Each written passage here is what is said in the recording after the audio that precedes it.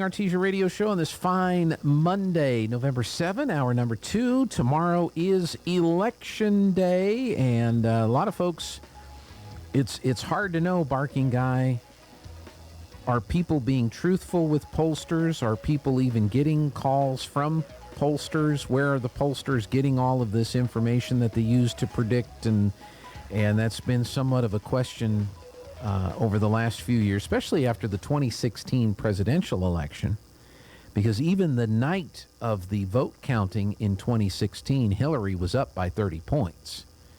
And Donald J. Trump won the presidency in the 2016 presidential election, which has gotten people all over, the pollsters and everything, just kind of scratching their heads as to what they're doing wrong. And it hasn't really gotten any better because, frankly, if you are a conservative and you get a call from a pollster, you know, who is this pollster that's calling you, and are you going to tell them what you really think about what's going on, or are you going to do that? Have you ever been called from a polling organization? I have. Okay. And how's that experience been? Did you kind of gather from the questions who was doing the polling, or was it, or did they identify themselves before they do the poll?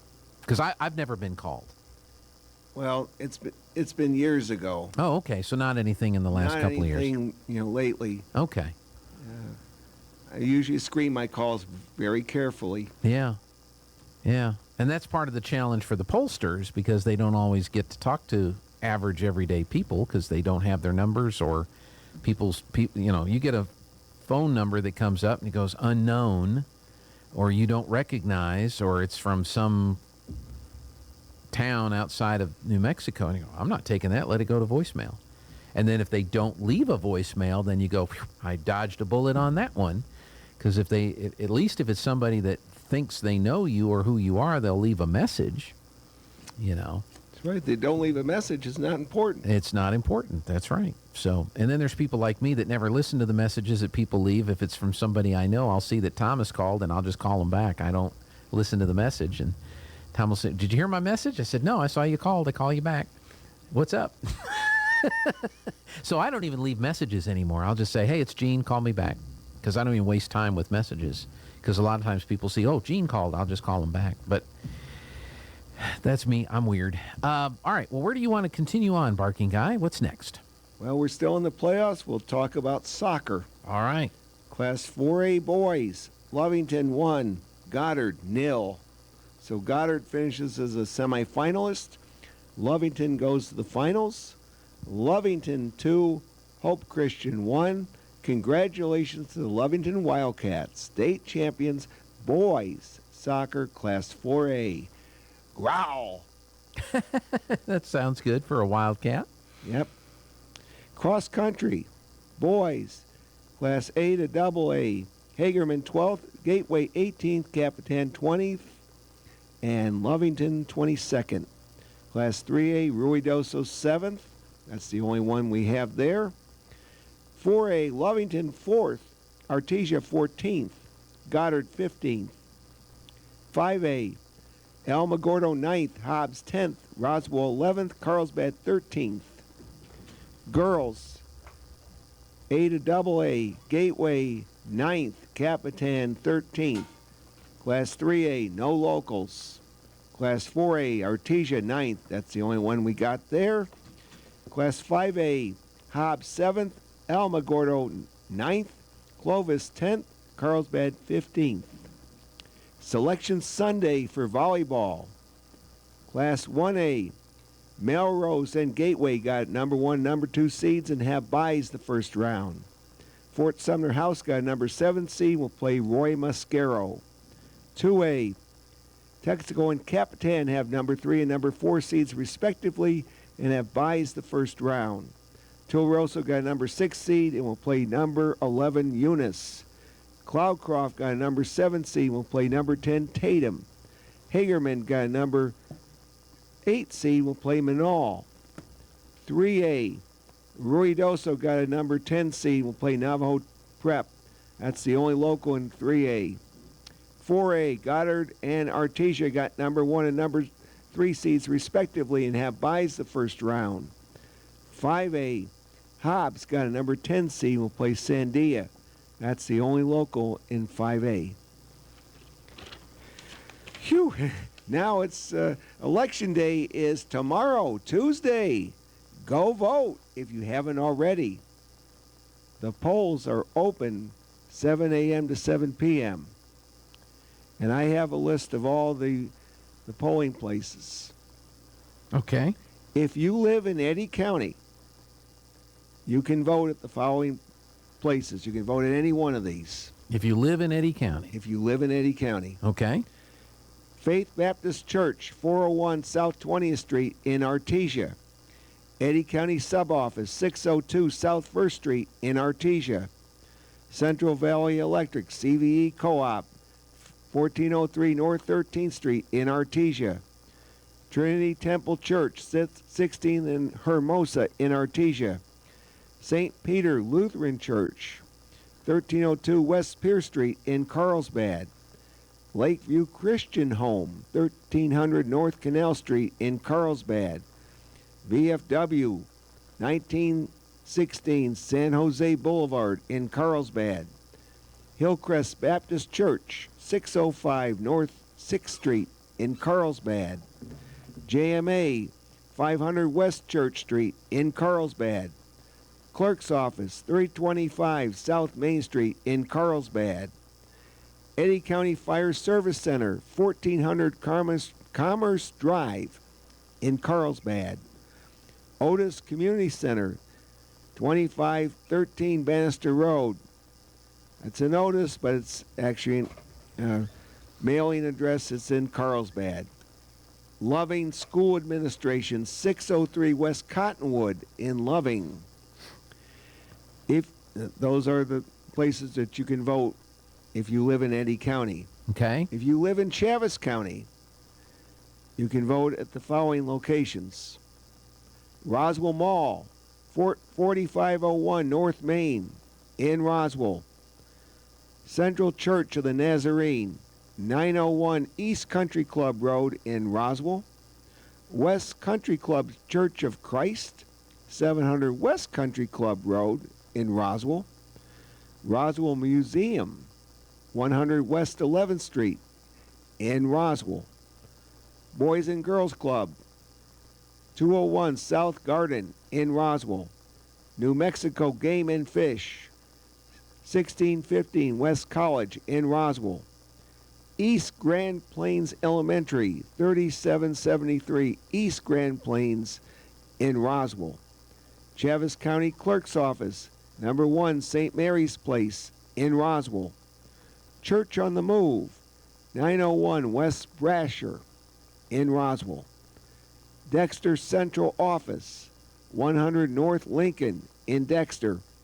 Hagerman Joy Center, 503 East Argyle in Hagerman. Lake Arthur Schools, 700 West Broadway in Lake Arthur. And those are the places that you can vote if you live in Chaves County. Now, if you live in one county and work in another, you have to vote in the county that you live in. That's right. That's right. And then, but yeah, it used to be that you had your designated polling place, but that is no longer the case for these types of elections. You, as long as you are a resident of Eddy County, you can go to any one of these polling places. So say you work down in Carlsbad and you get stuck and you're running a little late, you can shoot into any one of those polling places that the barking guy mentioned down in Carlsbad, and you give them your name and your address. I think that's what they ask. Yep, that's right. And then they will print your ballot. That's right. Because the ballots are not, it's not a box of ballots sitting there, which is why they had to have it in the past where you had to go to a specific place. They actually print your ballot at the time that you check in to vote. That's right, and it's based on the precinct that you live in. Based on the precinct that you live in, and that's why some of you will have Jimmy Mason on your ballot, and some of you won't. Some of you will have Yvette Harrell on your ballot, some of you won't, and it just kind of depends on where you live on some of the races. The statewide races, that's no question. You know, the governor's race is going to be on the ballot. The land commissioner race, some of the other races that are going to be, they're statewide races, and so they're going to be on everybody's ballot. That's right. But then there's like the Attorney General, Secretary of State, State Auditor, State Treasurer, Lands Commissioner. Those are all going to be the same on everybody's ballot. That's right. That's in the first column. In the second column, State Representative, Justice of the Supreme Court, Position 2, Judge of the Court of Appeals, Position 1, and Position 2, District Court Judge, District Judge, the 2 District Court Judges, the Magistrate Judge, County Clerk, County Assessor, Probate Judge. Those are all going to be based on the precinct that you live in. Except the Supreme Court and the Court of Appeals appears on everybody's ballot. Right. The retention. The retention does too. The yeah. retention does too, but there are 2 Supreme Court and 2 Court of Appeals races. Okay, so that will appear on everybody's ballot. Okay, so Justice of the Supreme Court Position 2 is not based on location? No. Okay. So that one will be Position 1 and Position 2. Those will be on everybody's ballot. Yes. And then don't forget to flip the ballot over and vote on the constitutional amendments and the bond questions. That's right. And those are important for people to vote on. Those are probably the least selected items. Like, you'll see how many people vote for governor. Yeah. And then you'll see how many people vote on the amendments and the bond issues. And it's a huge number because a lot of people go in and they forget that they're there or don't realize that they're there until they get their ballot. And then they look at it and go, what's this all about? And so that's why it's a good idea to get if you haven't voted already, get your sample ballot so you can see what they are and study them. The Constitutional Amendment 1, basically the legislature wants to tap into the permanent fund at a greater amount than they are currently allowed to pay for enhanced instruction for students at risk of failure. And there's no definition as to what that means. Nope. They could declare every student in the state of New Mexico at risk of failure. And then that would give them the authority to start sucking more money out of the permanent fund. They want to extend the school year.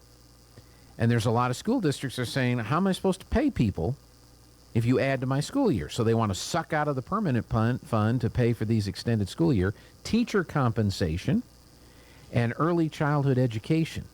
So that's the Constitutional Amendment 1. If you vote yes, then you are voting to allow this additional amount of monies to be sucked out of the permanent fund by the legislature for these purposes. Constitutional Amendment 2 has to do with the, what's it called? The anti-donation clause.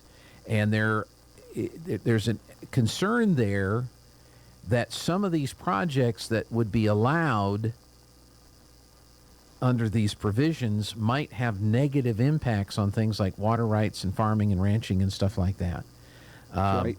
They want to extend, they want to do energy, internet, water, wastewater, and other similar services as provided by law. They want to do more public-private partnerships, I guess. Again, study the issue before you make a vote. You may think it's a great idea and support it. And then again, you may think, why are we amending the Constitution to do this? Can't this be done through the legislative process? Shouldn't it be done through the legislative process? You amend the Constitution. This is, some people think this. You amend the Constitution, you're basically giving a blank check to some of these people if a certain party is in power in the majority to just start willy-nilly doing these things. Then Constitutional Amendment 3 sounds innocent enough. If somebody gets appointed to be a judge, they get to serve at least a year before they have to run for election or retention. And I guess the concern is that if somebody dies or resigns or, gets kicked out or for whatever reason, in the year leading up to the election cycle, they would have to turn right around and run for election or retention, even though they've been in that seat for less than a year. But what if the voter, I'm just kind of throwing both sides at you. One hand, it's like, golly, I just got appointed to this thing and I got to run. And who votes for judges anyway? That's one of those lower tier ballot items that nobody really pays any attention to, or not as many people pay attention to as they should. But what if you there's an appointment of a judge and the people don't like who the governor appointed? Governor made a dumb decision. You shouldn't have appointed that person to be the judge, or whoever made the appointment. You have to wait until the next election cycle before you can vote your displeasure. Why not be able to vote while it's fresh in your mind? I don't like that, who that person appointed for that judgeship. They shouldn't have put that person in that judgeship. I want to be able to vote now during the normal cycle of elections and retentions on that person. So again, you have to decide. If you think, well, that's a no-brainer, let them go ahead and serve at least a year before they have to run. Or you may say, no. Most of the time, they probably make a good call. But in this particular case, I have to wait 2 years or 4 years to vote out or not retain somebody. No, I want them on the ballot now. And do we want to amend the Constitution for that? So did I kind of summarize it? Yes, you did. Fairly well? Yeah. Okay. I mean, I can't tell you how to vote, but you at least got to do a little bit of research and understand what's going on so that you make an informed decision when you vote. And just go vote. Yeah. If you don't like the way things are going, but you're frustrated because of redistricting or whatever, or alleged cheating or ballot stuffing or all shenanigans. I mean, what was the high gas prices? Yeah. Economy, the border, Yeah. crime. I mean, Go vote. go vote. Tennessee. Here's an example. This is on Fox News. Hundreds of citizens who voted in incorrect congressional races due to a redistricting mishap will be able to cast provisional ballots on Election Day. And they're trying to figure out the root cause. And the reason I say that is that here in New Mexico, up until this election cycle, if you lived in Eddy County, you voted, Yvette Harrell was on the ballot. If you live in Artesia, Yvette Harrell is not going to be on your ballot. It's going to be District 3, right? Yep, Alexis Martinez Johnson Versus Teresa Ledger Fernandez. That's right. Those are going to be your choices. So if make sure that your ballot accurately reflects where you live, or where you live is accurately reflected on your ballot, All right, what's next? Banquets that I know of. Football, December the 12th, TLC, 6 p.m. I don't know where to get tickets yet, but in the recent past, I got them at Forest Tire. Okay. Boys soccer, no info. Girls soccer, no info. Volleyball, no info. Cross country, no info. I do have dates for FFA and softball, but they're in the spring. Okay. Remember, KSVP can help you get the word out on your banquet or other school event. We can. We want to. And you've said that before. Altrusa's Smorgasbord, February 12th, 2023. Tickets should be available November 21st. I'll get mine after Thanksgiving. I usually get them at Brown Drug. Yes, you do. That's right. I think that's where we usually get ours, too. This week in Old Time Radio history. November 7th, Buck Rogers in the 25th Century. Premiered in 1932, Dr. Christian in 1937. Not to be confused with Duck Dodgers in the 23rd and a 4th century. No. Not to be confused with that at all. Nope. November 8th, Norman MacDonald was born in 1916. Ed Wynn was born in November 9th, 1886. This Is Your Life premiered in 1948. George Fenneman was born on November 10th, 1919. And on November 11th, Kate Smith sings God Bless America for the first time on radio in 1939. Wow.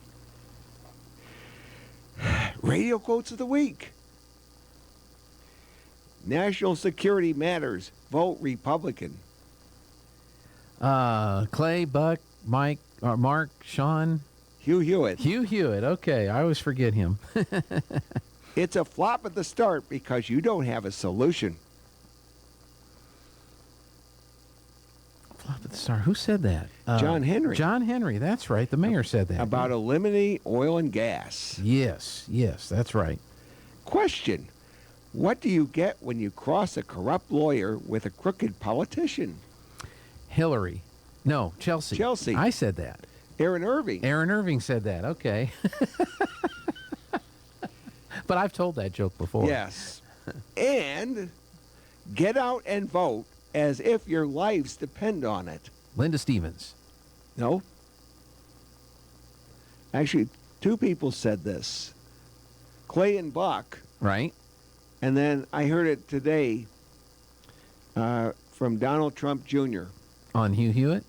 No, on the news. On the news. Okay. Very good. Now the calendar. Let's look at this week. A lot of stuff going on. Yep. Tuesday the 8th, Election Day. Make sure you vote. The 10th, Thursday, Bulldogs on Review at Faith Baptist Church, 7 o'clock. Volleyball State Tournament through Saturday. Friday the 11th, Veterans Day. There is school in both Artesia and Lake Arthur. And Class 2A football semifinals, Class 3A to 6A quarterfinals through Saturday. Saturday the 12th, 6-man and 8-man football finals. Swim meet at Hobbs Torrey.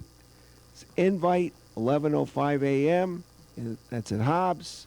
Bulldogs on Review, Faith Baptist Church, 7 o'clock.